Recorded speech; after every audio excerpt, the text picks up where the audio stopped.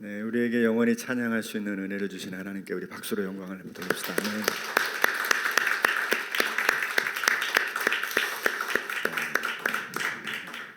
이제 찬양대가 이제 겁이 없어졌다 이런 생각이 막 질리고 있습니다. 네, 너무 좋습니다. 앞뒤 자음과 한번 인사 나누시죠. 한 번 더 잘 오셨습니다. 여전히 새해 복 많이 누리시고 나누시고 받으시기를 바랍니다. 아까 우리가 불렀던 208장 찬양은 앞으로 3주간 계속 같이 부르려고 합니다. 그러니까 다음 주에도 또 나오면 이 찬양 지난주도 나왔는데 왜 또 나왔나 이러지 마시고 3주간 이렇게 하면 좋겠습니다. 오늘 설교 제목이 우리가 믿고 사모할 나라라는 제목입니다. 요한계시록을 들으시는 많은 분들이 목사님 너무 어려워요. 사도행전까지는 은혜가 됐는데 요한계시록부터는 자고 있습니다. 그렇게 너무 어렵다는 호소를 많이 하시는 분들도 있고 또 그래서 약간의 좀 변형과 동시에 새해를 시작하며 우리가 뭘 함께 나눌까 생각을 하다가 컨퍼런스가 다음 주에 있는데 그 컨퍼런스를 앞두고 우리가 한 3주 동안 좀 하나님 나라, 그러니까 우리가 알고 있는 하나님 나라는 현재적인 임한 하나님의 통치로서의 하나님 나라만을 주로 다루고 있었는데 실제로 미래적인 하나님 나라 그리고 영원한 하나님의 나라도 존재하고 사실 그게 또 엄청나게 큰 부분이거든요. 하나님 나라고 천국에 관하여 우리가 좀 정리를 할 필요가 있겠다 생각이 들어서 말씀을 좀 하나님 나라와 또 요한계시록 한번 연결하는 의미에서 좀 한번 소망하는 마음으로 세 편의 설교를 준비해 봤습니다. 오늘 아침에 손장로님 잠깐 기도하시기 위해서 저는 아침에 들어오셔서 잠깐 나누는 속에 손장로님께서 하시는 요새 일이 뭐냐면 연세가 이게 드시거나 병들어서 돌아가시는 분들 마지막에 간병일을 좀 하셔요. 참 대단한 일이죠 이게. 근데 이게 굉장히 복된 일이기도 합니다. 왜냐하면 여러분 이런 게 있거든요. 청소 일을 하는 사람들, 예? 어떤 지역마다 또 사회마다 그런 분들이 있죠. 역사적으로 보면 이분들은 다 성자에 속합니다. 그러니까 어떤 곳을 어떤 지역을 깨끗하게 하고 또 수리하고 고치고 만들어고 이런 분들의 역할들은 사실 거의 그 성직의 영역에 속해 있다고 볼 수 있습니다. 그래서 성자가 된 청소부라는 책도 있지 않습니까? 그런 것처럼 오늘 아침에 장로님 오셔서 한 첫 번 얼마 전에 뭐 잠깐 간병하셨던 분이 어저께 돌아가셨다는 거예요. 마음이 너무 아프시다. 그분을 위해서 늘 기도하는 마음인데 그 말씀을 하시는데 제가 그런 말씀 드렸습니다. 어쩌면 3주간의 설교가 장로님에게 많은 도움이 될 것 같고 장로님이 가지고 있는 위치 속에서 다른 사람들에게 이제 마지막에 예수 그리스도를 영접하게 하고 영원한 하나님의 나라의 길을 인도할 수 있는 길이라면 참 이것처럼 복된 왕적 제사장 길이 없다. 그러니 이런 길도 좀 여셨으면 좋겠다. 그런 생각이 좀 들었습니다. 여러분 우리가 오늘 죽으면 우리 인생이 어떻게 될까? 어떻게 흘러갈까? 이게 사실 다 애매하게 알고 계신 분들도 많이 있고 무지개교회 성도들이 들으면 그래도 장례식에 오셔서 설교를 듣다 보니까 이게 이런 거구나 이렇게 되네 라고 하는 걸 얼추 감을 좀 잡으셨으리라고 생각하지만 개혁주의 신학 입장에서 그러니까 소위 정통이라고 우리가 주장하는 우리들의 신학의 입장 관점에서 사람의 죽음과 영원한 천국 하나님의 나라를 우리가 어떻게 이해하고 바라볼 수 있는가 이것을 제가 3주간을 함께 하겠습니다. 그래서 3주간 그 나눌 때 여러분들에게도 이 고민을 함께 하시고 또 우리의 내세관이 더 분명하게 세워지는 시간이 좀 되었으면 좋겠습니다. 오늘 그 첫 번째 시간으로 우리가 믿고 사모할 하나님의 나라, 하나님의 나라, 우리가 믿고 사모할 하나님의 나라는 주제로 함께 은혜를 나누겠습니다. 여러분 이 세상과 우리가 왜 존재하는가 이런 생각을 한번 해보시지 않았겠어요? 한 번쯤은 다 하셨겠죠. 성경적인 대답은 이런 답입니다. 하나님께서 세상을 원하셨고 뿐만 아니라 그것을 그토록 사랑하셨다라는 겁니다. 그러니까 사실 이 부부가 사랑하면 자녀들이 생기듯이 하나님이 사랑을 하셨다. 하나님이 원하셨다. 이 세상이 그렇게 만들어지기를, 이 세상에 피조물 된 인간이 이 세상에 존재함으로 하나님과 영원토록 교제하기를 하나님이 원하셨다는 것. 이게 우리의 존재의 그 근원이 되는 겁니다. 어쩌다 생겨나서 어쩌다가 어느 유행가 가사처럼 나는 어찌 태어나서 이렇게 태어난 게 아니라 우리는 분명한 하나님의 사랑 속에서 이 세상에 존재하게 됐다는 거예요. 그게 우리들의 성경적 기원입니다. 하지만 그 세상이 지금 어떻게 됐냐? 진짜 끔찍한 세상이 되었어요. 전쟁이, 또 세상의 수많은 질병과 또 반목과 갈등이, 아시아에서 계엄이라니, 이게 참 이런 일들을 우리가 겪고 있습니다. 최근 2000년대 들어와서 계엄이 일어난 나라는 아시아의 후진국밖에 없어요. 필리핀, 어디야 또 이런 나라밖에 없습니다. 전 세계에서 그래도 10위권의 국가에 오르는 우리나라에게 이런 끔찍한 일이 생겼다는 것도 누가 상상이나 했겠습니까? 누가 어떤 환경을 가졌겠습니까? 이런 일들이 펼쳐지고 이런 환경들이 우리에게 찾아오면 우리는 도대체 어떻게 이걸, 아니, 하나님의 우리를 사랑하셔서 이렇게 우리 세상을 존재하게 했다는데 세상은 지구 반대편에선 전쟁으로 어마어마한 사람들이 죽어가고 있고 여지 끝일 줄 모르고 첨단의 기술과 발전된 과학이 오히려 사람을 죽이는 일에 예리한 이런 어떤 비수가 되고 있는 그런 시대를 우리가 살고 있는 거 아닙니까? 하나님은 왜 이런 세상을 사랑하셔서 만들었다고 하면서 세상을 이렇게 놔두셨을까라고 하는 것이죠. 그러나 여러분, 우리가 그것을 왜라고 다 답을 질 수는 없겠지만 성경적인 근거를 통해서 우리가 보면 하나님은 우리를 너무도 잘 아시기에 이 모든 역사의 과정을 다 허용하고 계시고, 일단 역사가 있다라고 하는 것으로 전제를 하다 보면 하나님은 이 역사의 모든 과정을 통과시켜서 마침내 하나님의 완전한 구원을 이루신다는 사실이 성경을 통해서 우리가 가질 수 있는 결론인 겁니다. 말하자면 우리가 창세기 3장 15절의 말씀에 이렇게 말씀합니다. 내가 너로 여자와 원수가 되게 하고 내 후손도 여자의 후손과 원수가 되게 하리니 여자의 후손은 내 머리를 상하게 할 것이요 너는 그의 발꿈치를 상하게 할 것이니라. 그렇게 말해요. 이게 이제 더 플로토 에반겔리움 이렇게 말하는데 이걸 원시복음이라고 합니다. 원복음이라 그래요. 이 복음은 이제 하나님께서 세상에 존재하게 된 인간이 타락함으로 인해서 하나님의 구원의 계획이 나오셨는데 그게 단순히 나온 게 아니라 이거는 하나님의 만세전의 계획을 통해서 이루어졌고, 이렇게 구원을 이루시는 하나님은 최근에 우리가 보고 있는 요한계시록의 요 모습이 궁극적 위치까지, 그러니까 세상의 구원의 마지막 종착점은 어디냐면 요한계시록 7장 9절부터 나와 있는 이 부분이 그 한 부분을 이루고 있는 거예요. 요거 한번 읽어보겠습니다. 같이 우리가 요한계시록을 자주 계속 보고 있는데요. 시작.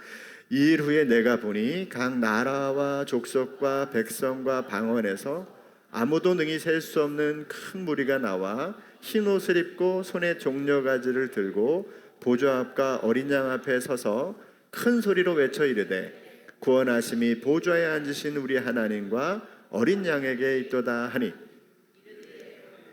죄송합니다. 이게 빵빵 넘어서 시작. 모든 천사가 보좌와 장로들과 네 생물의 주위에 서 있다가 보좌 앞에 엎드려 얼굴을 대고 하나님께 경배하여 이르되 아멘. 찬송과 영광과 지혜와 감사와 존귀와 권능과 힘이 우리 하나님께 세세토록 있을지어다. 아멘 하더라.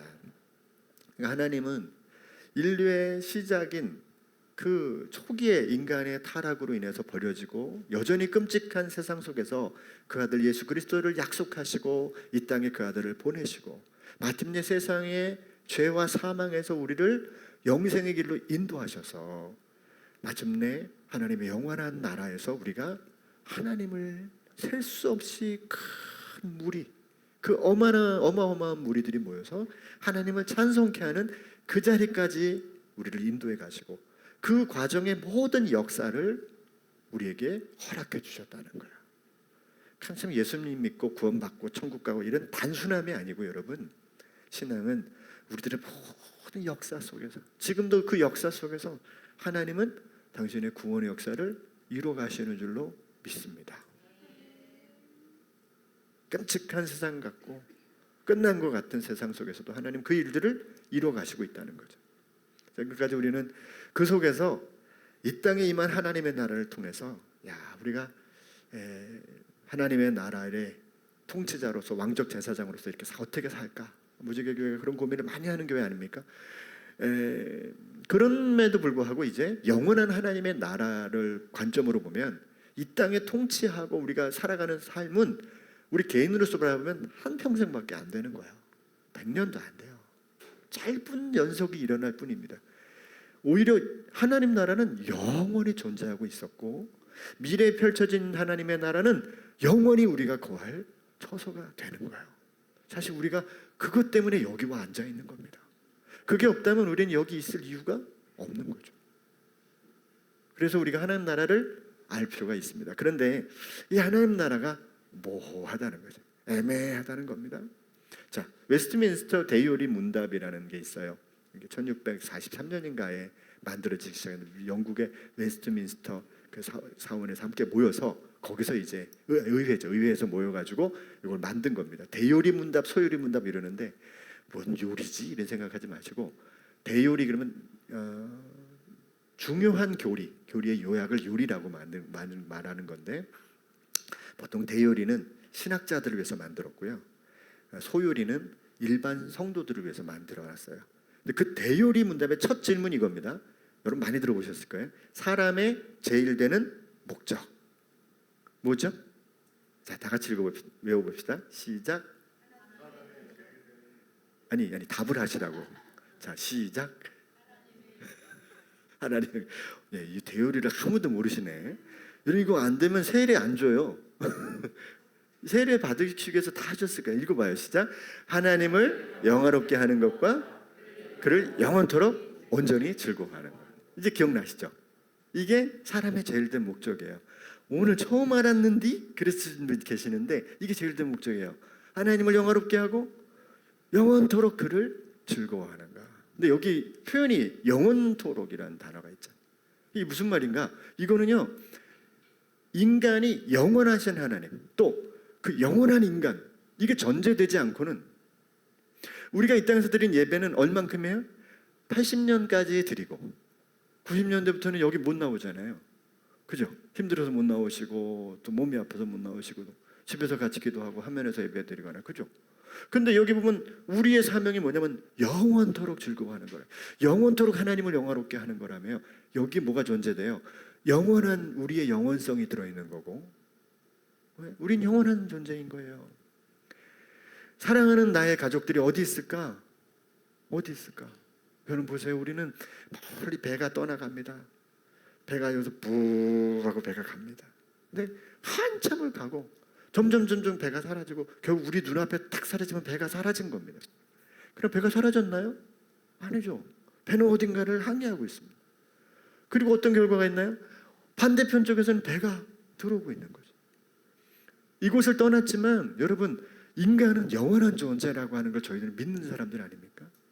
천국에서는 그 사람이 환영되고 있는 상황이 놓여져 있는 거예요. 우리 눈앞에 보이지 않는다고 해서 없어진 게 아닙니다. 그렇죠? 그런처럼 영원토록 하나님을 영화롭게 한다는 말 속에는 우리의 존재도 영원하고 영원토록 그를 높일 만한 공간도 존재하고 있다는 걸 전제하지 않으면 이 교리를 만들 수 없는 거예요. 이게 웨스트민스터 역사적으로 가장 잘 정리됐다고 하는 교리에, 그것도 목회자들을 가리켜서 만든 이 대요리 문답의 첫 번째 질문과 답이라고 하는 걸 생각해 보면 이 문제 앞에 우리는 영원이라고 하는 것을 이미 전제하고 있다라고 하는 것입니다. 문제는 이 영원한 천국을 사모하는 이들이 너무 많이 사라지고 있는 시대로 우리가 살고 있습니다. 왜 그럴까요? 이건 우리에게 좀 약간 국한될 수 있어요. 왜냐하면 통계적으로 보면 인구 대비 국민 소득이 약 3만 불이 넘어가면 사람들은요 저 하늘을 생각하고 싶지 않대요. 너무 살기 좋으니까. 너무 먹을 것도 많고 놀러 가고 싶은 것도 많고 즐길 것도 많으니까 천국을 별로 안 사모한다는 거야. 근데 후진국일수록 과거 역사로 돌아갈수록 이 세상이 너무 힘들수록 사람들은 자꾸 내세를 바라보게 되는, 나중에 이제 그런 이유가 왜 됐는지도 한번 살펴보겠습니다. 그런 마음을 갖게 된다는 거죠. 근데 진짜 제가 이 과정을 통해서 발견한 건 뭐냐면 이 천국을 진짜 사모하지 못하게 만드는 가장 큰 원인은 바로 이 어떤 3만 불을 넘어가서가 아니라 진짜 핵심은 이 사탄 마귀가 요걸 철저하게 막아놓고 있다는 사실이에요. 이걸 우리가 눈치를 채야 됩니다. 왜 천국을 사람들이 못 믿느냐? 마귀가 아주 강력하게 역사하고 있어요. 마귀가 이 일을 아주 최선을 다해서 막아내고 있다. 그래서 저는 역사적인 관점에서 성경을 쭉 보면요, 실제로 성경이 하나님 나라의 관점에서 새로운 하나님 나라를 발견한 건요 1900년에, 그러니까 20세기로 들어와서예요. 20세기 들어와서 처음으로 하나님 나라라는 관점 안에서 개념을 정립하기 시작했어요. 제가 한번 말씀드렸죠. 우리나라의 하나님 나라라고 하는 현재적인 하나님 나라의 개념을 번역해서 가져온 게 1980년대예요. 그 전까지 우리는 하나님 나라 그러면 죽어서만 가는 천국 그거밖에는 몰랐어요. 그런데 우리나라에 외국에서 이제 공부하고 들어오면서 여러 가지 이게 아니었구나를 이제 깨닫게 되고요. 실제로 신학의 발전이 이루어진 게 1900년대부터예요. 그 전에는 중세라는 1500년 동안 신학이 뭡니까? 번역된 성경만 가지고 있어도 화형이에요. 그러니까 그 전까지는 성경이라는 성자도 사람들이 모를 수 있는 시대를 살아왔어요. 그러면 종교개혁 이후에 교회는 뭐 했습니까? 300년 동안 구교와 신교가 칼부림했어요. 300년 동안 싸웠어요.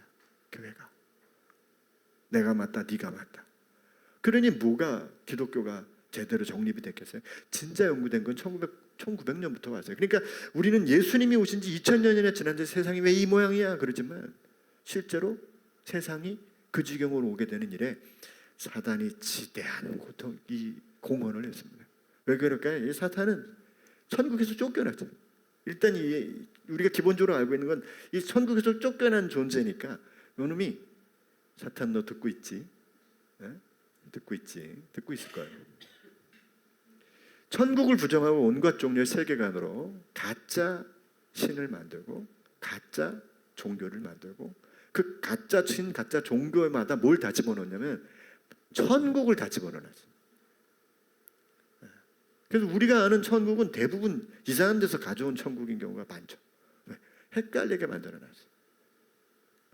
그리고 마침내 2021세기에 들어와서 우리가 이제 그럼 제대로 연구를 할 수 있겠네? 그런데 포스트 모더니티라는 게 들어와서 사람들이 더 이상 어떤 것에 그 거대 담론, 어떤 진리에 대한 것들을 절대화하지 않고 상대화하기 시작합니다. 이게 맞대. 넌 그렇게 생각해. 난 이게 맞아. 이런 세상이 되고 말았으니까 진리가 더 모호해지고 천국이라는 걸 얘기해도 더 모호해지고 도대체 뭐가 맞는지 모르겠는 거예요. 유튜브를 보고 뭘 해야 되냐면 어떤 분들 유튜브를 부지런히 유튜브에서 내용을 좋다고 나누는데 다 이단이 만들어 놓은 걸 그냥 꾸준히 예수 믿는 사람들이 이단 만들어 놓은 걸 올리는 분들도 많이 있습니다. 그러니까 이게 뭐냐면 결국은 이게 너무 헷갈리게 만들어 놓은 거예요. 사탄이 이걸 만드는 겁니다. 그래 예수 믿어. 그래 예수 믿어. 그리고 천국 간다 그래. 그게 뭔지도 모르고 사니 기독교인들의 삶이 이 세상 속에서 혼란스러울 수밖에 없는 것을 경험하게 됩니다. 성경이 말하는 하나님 나라의 특징은 크게 세 가지예요. 현재성, 지금 하나님이 통치하고 계신다. 또 미래성, 하나님의 심판과 성도의 승리, 그리고 영광스러운 하나님의 보좌와 그 능력들이 나타나는 그것이 영원한 하나님의 나라. 그리고 또 하나는 영원성인데 지금 그의 영광과 그 찬송을 그와 함께 누릴 수 있는 그 하나님이 계신 그 보좌, 그것이 바로 천국이라고 보여지는 거죠. 그러니까 이런 하나님의 나라, 곧 천국에 대한 개념들을 우리가 좀 구체적인 이해를 통해서 사람들에게 증거할 수 있어야만 하는 건 사단이 이걸 모호하게 만들어야겠다. 애매하게 만들어야지. 합치면 애매모호하게 만들어 놔가지고. 난 어떤 사람이 이렇게 불어라고 그러더라고. 애매모호하게 불어라고. 불어 아니고. 천국보다 오히려 지금은 지옥을 강조해서 너 지옥 가니까 너 예수 믿으라고. 그래서 위협적으로만 얘기해서 교회 나오게 하고 있는 것으로 전락하지는 않았는지 생각해 봅니다. 이 사탄의 확실한 전략은 예수님을 믿기까지는 해놓고 천국은 못 살고 천국은 못 믿게 만들어 놓은 이 함정을 파놓았다는 사실입니다. 그러나 우리는 여러분 가장 사모해야 될 나라가 하나님의 나라인 겁니다. 왜? 성경은 그 나라를 엄청나게 강조하고 우리가 그 나라를 사모할 것을 강조하고 있기 때문에 그렇습니다. 골로새서 3장 1절 읽어봐요. 시작. 그러므로 너희가 그리스도와 함께 다시 살리심을 받았으면 위의 것을 찾아라. 거기는 그리스도께서 하나님 우편에 앉아 계시느니라. 2절. 위의 것을 생각하고 땅의 것을 생각하지 말라. 여러분, 위의 것을 생각하는 삶, 이 위에 거기 하나님의 보좌가 있다라고 하는 그것이 바로 우리가 사모하고 기대해야 될 하나님의 나라요, 또 천국인 것입니다. 여러분에게 그러한 사모함이 있기를 간절히 소망합니다.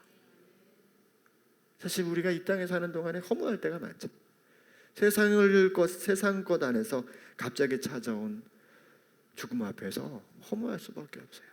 지난 연말에도 얼마나 많은 분들이 갑자기 어떤 유명을 달리하지 않았습니까? 그 속에서 너무 무겁고 힘겨운 그런 시간들을 우리가 만났지만 영원한 하나님의 나라의 관점에서 바라보면 우리는 좀 다른 걸 생각할 수 있어요. 근데 이게 누구나 그렇게 할 수 없다는 거예요. 자, 히브리서 11장 66절에 보면 그들이 이제는 더 나은 본향을 사모하니 곧 하늘에 있는 것이라. 이러므로 하나님이 그들의 하나님이라 일컬음을 받으심을 부끄러워하지 아니하시고 그들을 위하여 한 성을 예비하셨느니라. 여러분 본문을 다시 한번 읽어보세요. 아니 이제는 더 나은 본향을 사모했어요. 이게 누구겠어요? 아브라함도 믿음의 선진들도 자기들의 고향으로 그러니까 자기들이 떠나왔던 고향으로 돌아갈 생각을 안 하고 어디로 갈 생각을 하냐면 더 나은 본향을 사모하면서 하나님을 쫓아왔다는 거예요. 그러니까 이게 오늘 우리식으로 번역을 하면 이런 식입니다. 저 사람들은 어떻게 고향이 여기가 아니라 천국이라고 생각하는 게 그게 어디야? 내세가 자기네 고향이라네? 이렇게 사람들한테 손가락질을 받고 지적질 당하는 그런 상황이었던 거예요. 근데 보세요. 그 하늘에 있는 것이라 이러므로 하나님이 그들의 하나님이라 일컬음을 받으심을 부끄러워 아니하였다. 이게 무슨 말 전제를 하냐면 사람들은 이 세상에 살면서 그렇게 얘기하면서 조롱받고 부끄러움을 당하고 있었던 형편들이 아니면 이 전제를 할 수 없죠. 그러니까 하나님만은 야 너네들이 부끄러움을 세상에서 당할 수 있어. 천국 얘기하고 영원한 나라가 있다고 얘기하니 그 누가 믿겠냐. 사단이 이렇게 사람들을 눈을 가리우고 믿음을 흐리게 만들어놔가지고 천국을 모르게 만들었는데도 불구하고 너는 그 나라를 사모하고 있구나. 하나님만은 알고 있다는 거야. 여러분 정말 우리가 하나님 나라를 사모하고 그 영원한 나라를 기대하고 그렇게 말하는 삶을 사면 사람들에게 사실은 배척당하기 마련이에요. 뭔 소리 하는 거야. 우리가 이렇게 뻔히 살았는데 천국이 어디 있어. 이렇게 얘기할 수 있다니까요. 하나님만은 그런 우리를 부끄러워하지 아니하시고 오히려 우리를 위한 처소를 예비하시고 영원한 나라를 준비하시는 하나님으로 소개하고 있다고 말씀하고 있는 거예요. 이러므로 하나님이 그들의 하나님이라 일컬음을 받으심을 부끄러워하지 아니했다. 우리는 세상의 선 때문에 그 나라 사모함을 포기하면 안 됩니다. 여러분 하나님의 나라를 간절히 사모하고 그 나라에 우리 모두가 들어가서 완전한 인간으로서의 삶을 누리게 될 것을 믿고 살아가는 복된 삶을 누리시기를 간절히 소망합니다. C.S. 루이스는 순전한 기독교에서 이렇게 얘기했습니다. 제가 한번 읽어드릴게요. 대부분의 그리스도인들이 다음 세상에 대해 더 이상 생각하지 않게 되면서 기독교는 세상에서 그 힘을 잃고 말았다. 천국을 지향하면 세상을 덤으로 얻을 것이다. 그러나 세상을 지향하면 둘 다 잃을 것이다. 리차드 백스터 목사님은 17세기의 유명한 설교가였죠. 천국에 우리의 마음을 진정으로 둘 만큼 가치 있는 것은 아무것도 없다.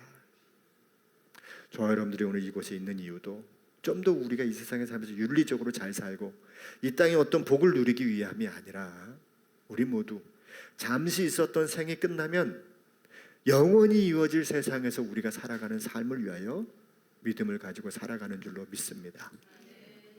혹여나 다른 생각이 있으신 분들이라도 여러분 그 마음을 한번 마음속에 정리하시면 좋겠어요. 우리의 인생이 거기에 있구나.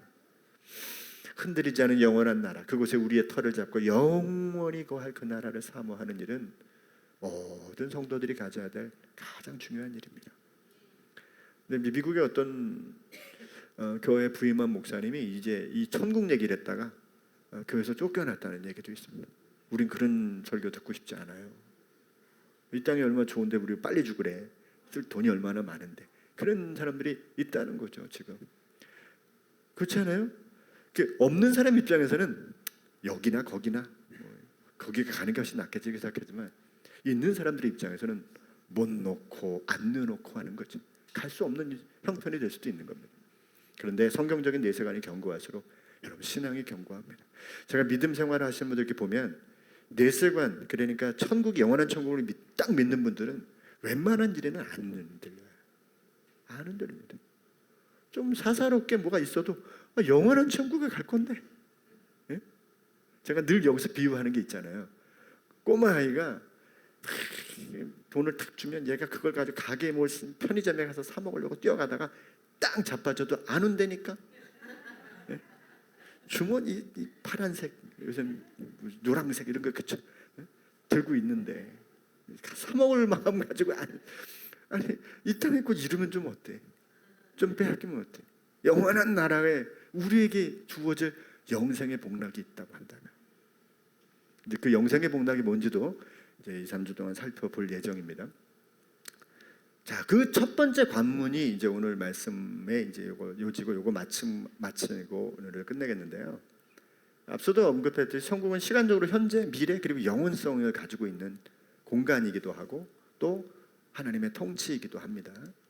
자, 그런데 지금은 이제 그 과정에서 우리가 하나님을 믿음으로 이 땅에 임하는 하나님의 나라의 백성이 되고 그 하나님 나라에 입문을 하게 되죠. 사실은 여러분, 우리는 영원한 미래에 있을 영원한 나라를, 그 나라의 모든 복을 지금 이곳에서 누리게 됐다는 게 은혜 중에 은혜입니다. 예수 그리스도의 죽으심과 부활하심으로 우리는 그것을 얻게 된 거예요. 죄 용서함을 얻었고 영원한 생명이 우리 안에 있음을 성령으로 보증하셔서 믿게 해주셨기 때문에 우린 그 담대함 속에 살아가는 줄로 믿습니다. 여러분 아멘이십니까? 그런 마음으로 우리가 세상을 살게 된 거죠. 그러니까 천국을 입문한 게 맞습니다. 그리고 그 미래와 영원한 나라의 관문이 어떻게 시작되냐면 거기가 죽음이라는 과정을 통해서 시작이 돼요. 육체의 죽음이라는 과정을 통해서 그 다음 단계로 옮겨가는 겁니다. 자, 이제 여기서부터 이제 우리는 죽음에 관한 새로운 인식이 펼쳐지는 겁니다. 그러니까 성경은 사람이 죽으면 두 부분으로 나눠진다고 얘기해요. 이걸 이제 성경에서는 개혁주의 신학에서는 중간 상태 이렇게 말합니다. 근데 이 중간 상태는 어떤 상태냐면, 예수 믿는 사람들은 낙원으로, 누가복음 23장 43절에 잘하는 말씀이죠. 이 세상에서 말을 제일 못하는 사람, 마지막 십자가에 달린 상태에서 저주했던 그 한편의 강도, 그리고 또 한편의 강도는 그 한편 강도를 꾸짖으면서 주님 데려가 주십시오, 그렇게 얘기하잖아요. 그때 그에게 약속한 것이 뭐냐면 내가 오늘 나와 함께 낙원에 있으리라. 이렇게. 우리말 성경은 낙원이고요, 영어로는 파라다이스라고 얘기합니다. 거기로 내가 갈 것이다 이렇게 얘기합니다. 그러니까 죽음 후에 우리는 천국이라고 하는 곳으로 가지만, 그 천국이라고 하는 곳이 이렇게 지금 영원한 우리 그 요한계시록 아까 우리가 읽었던 7장에 나와 있는 그 영원한 찬송의 자리가 지금 현재는 아닐 가능성이 더 많은 거죠. 지금 현재는 뭐예요? 주님과 함께 낙원으로 우리의 영혼이 옮겨져 가는 겁니다. 그러니까 영원히 하나님을 찬양하는 그 자리에는 우리의 육체도 같이 있어야 돼요. 여기는 뭐만가요? 우리의 육체가 이 땅에 남겨지고 우리의 영혼이 낙원으로 옮겨진다는 거예요. 그럼 믿지 않는 사람은 어떻게 될까요? 성경은 이렇게 얘기해요. 음부라고 얘기합니다. 지금 오늘 우리가 읽은 본문에서 부자가 갔던 그곳입니다. 아니, 부자는 다 거기 가는가? 그게 아니고 하필 그가 갔던 곳이 음부입니다. 보통 이제 하데스 이렇게 말합니다. 그러니까 믿는 사람은 파라다이스, 믿지 않는 사람은 하데스로 그 영혼이 가는 곳이 다르다는 거예요. 개혁주의 신학은 그렇게 정리합니다. 그러니까 신자가 죽으면 하나님과 교제를 경험하고 그 파라다이스 안에서 천국의 기쁨과 평안을 누리게 되는 거예요. 주님과 더불어 그 안식의 삶을 누리는 겁니다. 그리고 요한계시록에 보면 6장에 우리가 봤죠. 제단 안에 죽은 자들이 탄식하고 신원하는 모습도 그 안에 있어요. 신원을 해달라고 요청하는 모습도 그렇게 볼 수 있다라고 보여집니다. 그래서 그리스도와 함께 있는 상황이 되는 이 상태는 최후의 심판과 그리고 우리가 육체적 부활, 이 세상의 몸이 아닌 육체적 부활, 이것도 이제 다 다루게 될 겁니다. 3주 동안. 그것을 얻게 되길 때까지 이 중간 상태가 지속될 것이다 라고 보는 겁니다. 불신자의 경우는 어떻게 해요? 죽음 이후에 곧바로 하나님의 심판을 대기하는 상태로 가고 그들의 상태는 하나님과 그의 백성들과 분리되는 관계를 가져요. 그러니까 오늘 우리가 말씀해 보았지만 아버지 아브라함이요, 그 나사로의 손가락에다가 물 하나 찍어서 혀에 좀 대달라고. 그러니까 하고 싶어도 못 간다 그러잖아요. 그러니까 이거 분리를 의미합니다. 그러니까 우리가 성경이라고 하는 관점에서 예수님을 믿었다면, 성경이라는 관점에서 하나님의 창조를 믿었다면, 하나님의 이 내세 속에서 일어난 이 관점도 우리가 그대로 받아들일 수 있어야 되는 거죠. 그때 그 결과로 지옥의 고통과 같은 절망을 그 순간에 이미 경험하고, 이것 역시도 최후의 심판과 또 부활까지 계속적으로 이어질 뿐만 아니라 그 이후에 영벌이라고 하는 아픔이 주어진다고 성경은 말씀하고 있어요. 중간 상태는 영원한 운명으로 이어지는 마지막 단계이고, 우리가 이 세상에서 하나님의 통치를 누리고 살다가 어느 날 우리의 숨이 끊어지고 우리의 육신은 땅으로 그리고 흩어져서 사라지지만, 그러나 여러분, 우리는 우리의 영혼이 그 다음 단계로 이어져서 그 중간 상태에서 영원한 심판과 그리고 부활의 때까지 대기하고 있다. 그러니까 여러분, 이게 얼마나 우리에게 중요한 문제입니까? 사실 굉장히 중요하고, 이것 때문에 사실 우리가 예수님을 전하고 나누는 것이죠. 성경에 이제 예를 들면 우리가 읽은 본문의 말씀에서 신자와 불신자의 중간 상태를 나타내는 말씀을 오늘 우리가 볼 수 있어요. 아브라함 품에 안겨 있는 부자, 그 나사로와 그 다음에 구렁 저 너머에서 고통당하고 있는 어떤 부자의 이야기. 사실 성경은요, 예수님이 말씀하실 때 비유로 얘기하실 때는 고유명사를 잘 안 쓰세요. 거의 쓰신 적이 없어요. 근데 요거는 나사로라는 이름을 고유명사를 사용하고 있어요. 그래서 굉장히 구체화시키는 얘기와 같다. 비유라기보다는 굉장히 구체적인 이야기라고 신학자들은 해석합니다. 고린도후서 5장 6절에서 8절에 보면 성도가 몸 안에 있을 때 주와 분리되고 몸을 떠나면 주와 함께 있을 것이다 라고 하는 이야기를, 또 중간 상태를 또 변론하고요. 또 하나, 고린도후서 5장 6절에 보면 우리가 항상 담대하여 몸으로 있을 때는 주와 따로 있는 줄 아노니.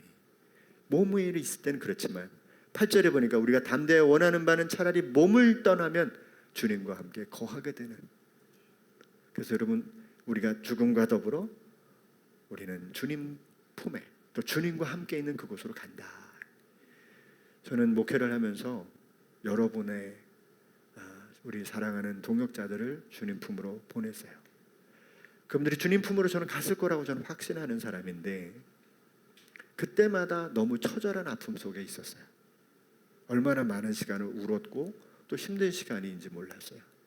그럼에도 불구하고 그 장례 현장에서 한 번, 두 번, 세 번 예배를 드리는 과정에서는 하나님이 은혜를 확 주시는 거예요.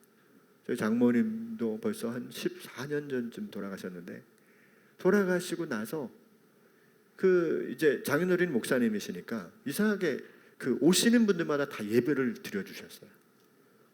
저도 뭐 장모님 상주로서 그곳에 참여할 수밖에 없었지만 계속 예배를 드리는데, 야 여러분, 전 목사인데도 불구하고 그 예배를 계속 드리니까 마음의 소망이 점점 더 세지는 거예요. 점점 더 강하게 오는 겁니다.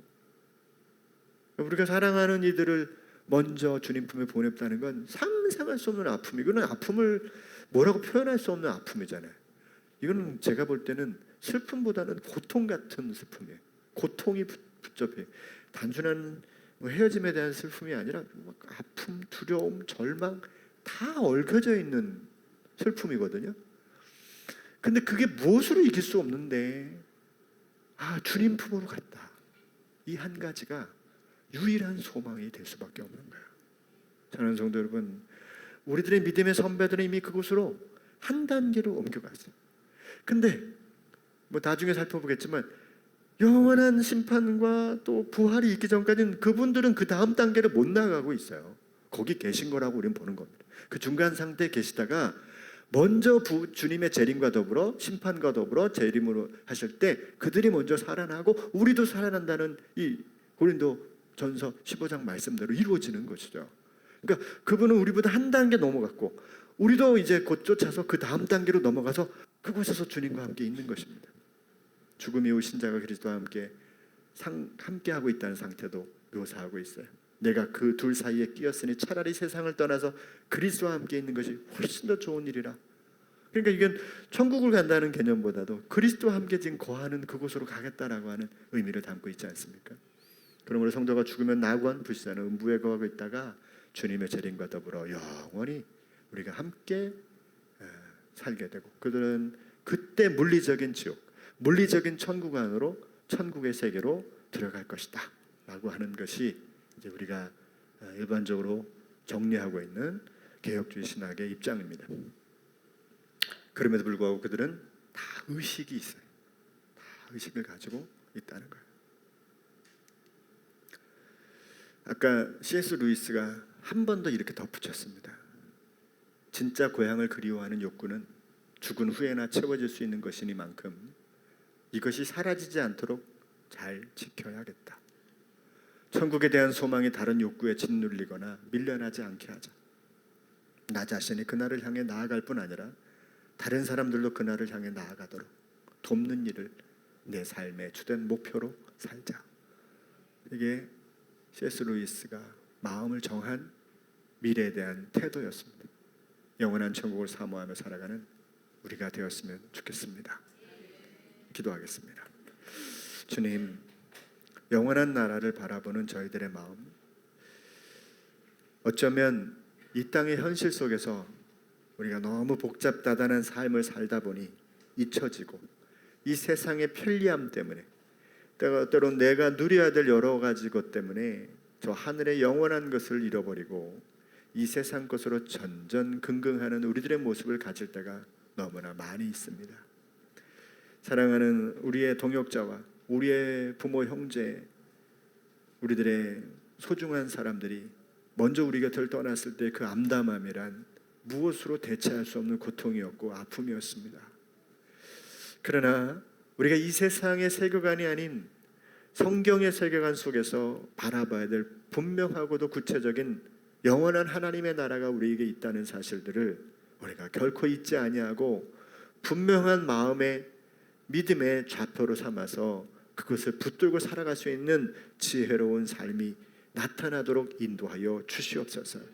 우리를 떠나간 사랑하는 가족은, 사랑하는 동역자들은 먼저 한 발 우리를 떠나 중간지대에 지금 그 낙원에서 주님과 함께 영원한 복락을 누리며 그리고 그분의 최후의 심판과 더불어 시작될 영원한 천국의 삶을 기다리고 있음을 우리가 기억하게 도와주시고 우리도 때가 되어 그곳으로 가게 되겠지만 그 영원한 나라가 있음을 마음 가운데 두고 이 세상의 삶에 연연하지 아니하고 오히려 하나님의 통치와 능력을 나타낼 수 있는 지혜로운 백성으로 살게 해 주시옵시고 영원한 내세를 믿게 하신 주님께서 나를 통하여 또 다른 누군가에게 구원의 복음을 나눌 수 있는 기회가 되어지도록 은혜를 베풀어 주시옵소서.